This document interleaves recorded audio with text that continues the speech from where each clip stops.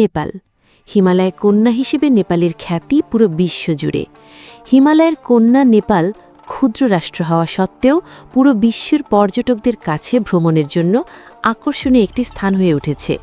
সাংবিধানিকভাবে নেপাল একটি ধর্মনিরপেক্ষ দেশ। নেপালে হিন্দু ও বৌদ্ধ ধর্মের পর দেশটির তৃতীয় বৃহত্তম ধর্ম হচ্ছে ইসলাম। নেপালে প্রায় ১১ লাখ মুসলমান বাস করে।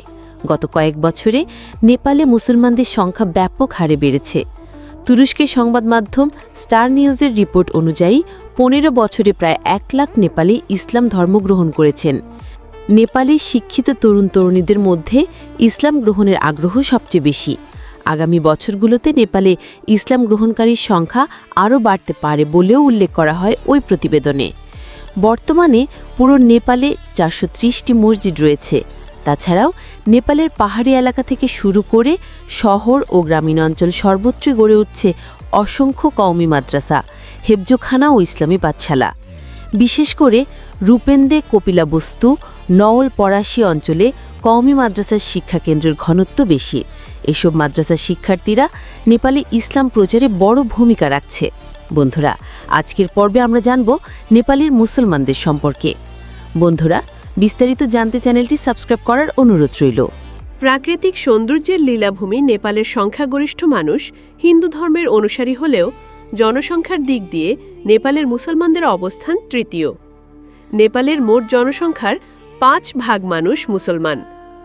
নেপালের প্রায় প্রতিটি জেলায় মুসলমানদের বসবাস রয়েছে। দক্ষিণ এশিয়ার মধ্যে নেপালই একমাত্র দেশ যেখানে সংখ্যালঘু মুসলিমদের জন্য সরকারি চাকরিতে কোটা সুবিধার বিধান রাখা হয়েছে। নেপালের সরকারি চাকরিতে মুসলিমদের জন্য ১% কোটা রাখা বাধ্যতামূলক রেখে আইন পাশ করেছে নেপাল সরকার। সারা বিশ্বে থাইল্যান্ডের পর নেপালই একমাত্র দেশ যেখানে আজ পর্যন্ত কোনো বিদেশি শক্তি উপনিবেশ স্থাপন করতে পারেনি। আর ঠিক এই কারণেই নেপালের স্বাধীনতা দিবস পালনের কোনো প্রয়োজন হয়নি। নেপালে ১২৩টি ভাষা এবং ৮০টি জাতিগোষ্ঠীর মানুষ থাকা সত্ত্বেও ধর্ম বা জাতিগত ভিত্তিতে নেপালে কখনো জাতিগত বা সাম্প্রদায়িক দাঙ্গা হয়নি। এদিক থেকে নেপাল অনেক শান্তিপূর্ণ অঞ্চল হিসেবে সারা বিশ্বে পরিচিত।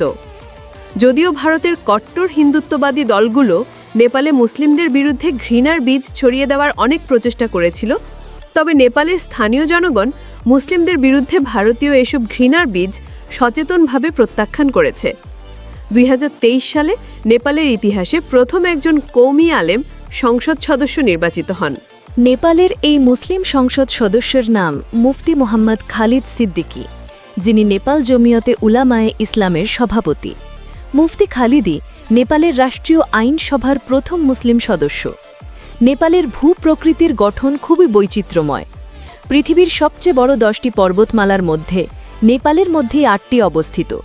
নেপালের কোনো সমুদ্র বন্দর নেই, তাই দেশটির সমুদ্রপথে আমদানি রপ্তানির জন্য ভারত ও চীনের সমুদ্র বন্দরের ওপর নির্ভরশীল। তবে বাংলাদেশের চট্টগ্রাম ও মোংলা সমুদ্র বন্দর ব্যবহার করার জন্য আলোচনা চালিয়ে যাচ্ছে দেশটির সরকার। ২০০৮ সালে নেপালের রাজতন্ত্র বিলোপ এবং মাওবাদীদের নেতৃত্বে গণতান্ত্রিক শাসন প্রতিষ্ঠিত হবার পর থেকে নেপালের মুসলিমদের ভাগ্যের চাকা খুলতে শুরু করে। নেপালের গণতান্ত্রিকভাবে নির্বাচিত সরকার মুসলিমদের ধর্মীয় স্বাধীনতা রক্ষায় ব্যাপক উদ্যোগ গ্রহণ করেন। নেপালের গণতান্ত্রিকভাবে নির্বাচিত সরকার মুসলমানদের ধর্মীয় দিবসগুলোতে সরকারি ছুটি ঘোষণা করে। এখন নেপালের মুসলিমরা প্রকাশ্যে ধর্মীয় উৎসব পালন করছে। ২০০৭ সালের আগ পর্যন্ত নেপাল ছিল পৃথিবীর একমাত্র হিন্দু রাষ্ট্র।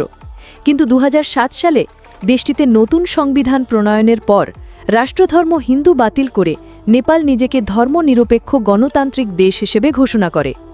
নেপালের রাজতন্ত্র অবসানের পর গণতান্ত্রিক ধারায় ফিরে আসলে নেপালি মুসলমানদের ভাগ্যের চাকা খুলে যায়।